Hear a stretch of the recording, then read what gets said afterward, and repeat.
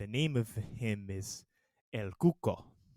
So Cuco, El Cuco. And he varies from the boogeyman in the sense that he specifically targets children, and his origin is um it, the Spanish parents. So it started in Spain, but they all brought it over to, and it became prominent in Latin American culture. But it did indeed originate in Spain, obviously, as almost all Latin culture did. And then it mixed with the others. And but that's the story. I'm going on a tangent right now. No, that's cool, We're man. not in a history lecture right now. But everyone gets what I'm trying to say. So they put a slight twist on it. It's a more diabolical twist actually for me. So this entity is specifically targeting children, and targeting children that are misbehaving.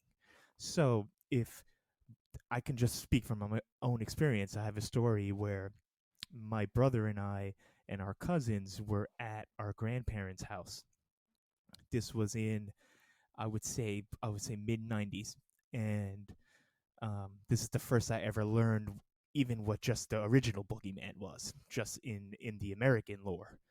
But we were misbehaving. We were like horsing around, and we ended up breaking something in the living room. I think it was a picture. We knocked over a picture, and it fell off the wall, and the glass shattered everywhere. So obviously that's a big deal when you're like 7 years old.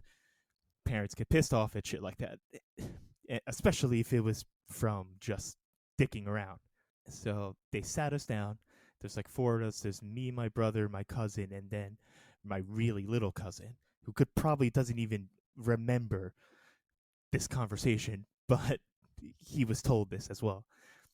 We were told the entire history of El Cuco, and he, anytime a child misbehaves, he remembers it, and when you go to sleep, he appears to you, and he gives you a chance. Like you get a fair warning from this beast, or this. He can take different forms too, so that's a whole other thing. He can shapeshift, and he gives you a chance. And if you continue to misbehave, he eats you. He just consumes you like a Christmas ham.